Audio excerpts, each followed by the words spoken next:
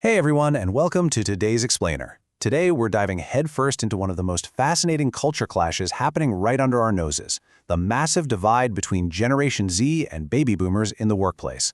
We're going to figure out why these two groups seem to be living in two completely different realities, even when they're sitting in the exact same office. We're going to unpack the whole shebang, from loyalty and layoffs to work-life balance, and even the rapid rise of AI. To really wrap our heads around this, imagine a pretty stark contrast. On one side, imagine pouring your best years into a company, only to wake up one morning and find out you've lost your job from a single automated corporate email. Brutal, right? Now flip that. Imagine operating under the absolute, steadfast belief that if you just put your head down and work hard, success and stability are practically guaranteed. These two totally distinct mindsets perfectly explain why these generations are clashing so hard at work. But here is the ultimate twist that we're going to uncover today. They are actually both right. So let's get into Section 1, Two Generations, Two Worlds, How Reality Shaped the Modern Worker. To truly understand why things get so heated, we really have to recognize that these groups enter drastically different professional landscapes. They are occupying the exact same workplace today, sure, but their lived experiences are worlds apart based on the economy they inherited. Baby boomers, well, they entered a professional world where loyalty was actually a two-way street. That's why data so often shows older workers staying at one company for a decade or more. For them, it meant long-term careers, steady promotions, and undeniable stability. Generation Z, on the flip side, stepped into a profoundly turbulent arena. Their grand entrance into the workforce has been defined by sudden layoffs, insanely high living costs, automation, and goalposts that just keep shifting. So when you hear that the average Gen Z tenure at a job hovers around just 2 years, it isn't a lack of commitment.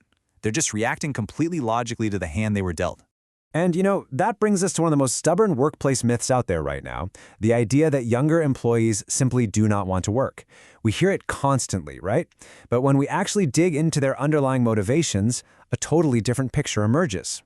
Think about how previous generations defined a strong work ethic. For older workers, putting in incredibly long hours, taking on endless overtime, and literally pushing through to the point of burnout, those were often seen as the ultimate badges of honor. The prevailing question driving their career growth was quite literally, how can I work more?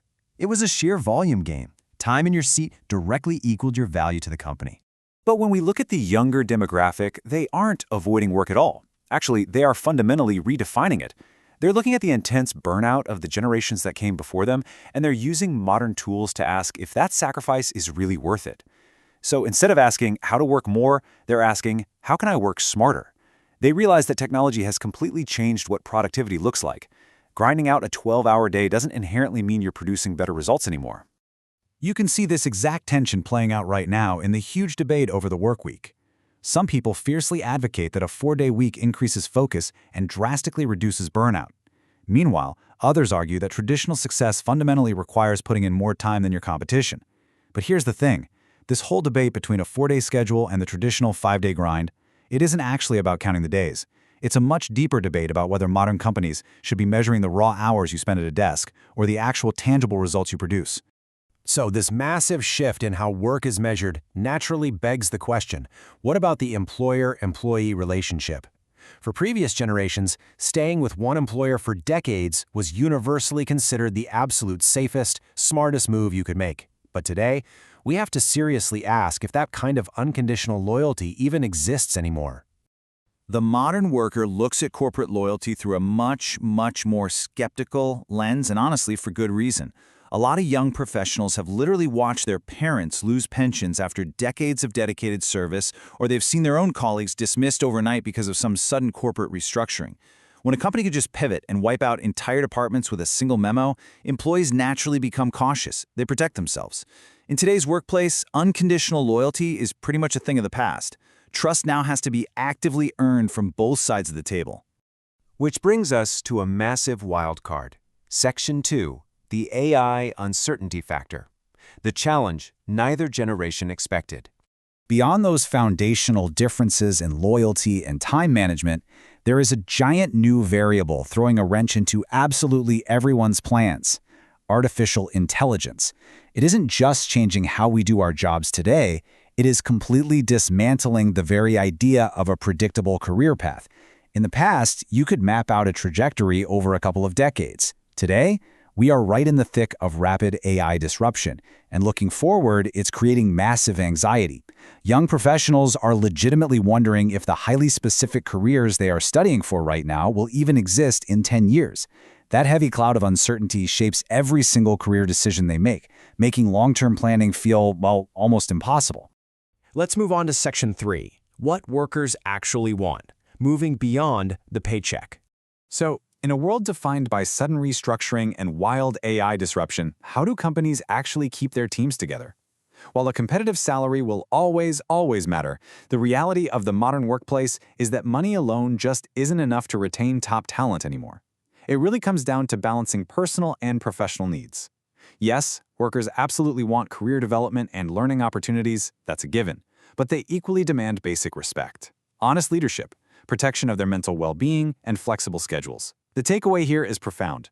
People will ultimately stay where they feel holistically appreciated and respected as human beings, not just where they get a paycheck for their output. So how do we fix this? Section 4. Bridging the generational divide. Understanding the mutual misunderstandings. If we genuinely want to fix the friction in the office, we have to take a neutral look at why every generation chronically misunderstands the other. Older workers often look at the incoming generation and think, wow, they expect success, promotions, and flexibility way too quickly without putting in the time. Conversely, younger workers look at leadership and think, you guys accepted deeply unhealthy work habits and toxic environments for far too long. What is absolutely vital to understand here is that both of these perspectives are entirely valid. They come from very real lived experiences, but neither one tells the whole story on its own. We have got to stop looking at this as a battle where someone has to win and someone has to lose. The workplace isn't changing because one generation is right and the other is wrong. It's changing because the world itself has fundamentally changed. Whether you spent 30 years at one desk building a traditional, rock-solid career, or you're an entry-level hire desperately worried about an AI program making you obsolete, you are both reacting completely logically to a rapidly shifting world. The companies that are actually going to succeed in the future, the ones that will thrive amidst all this crazy disruption, they won't force a choice between the old ways and the new ways. They'll figure out how to unify them. They will recognize that the deeply ingrained wisdom and stability of experience, when combined with the boundary-pushing flexibility and innovation of youth, is absolutely dynamite.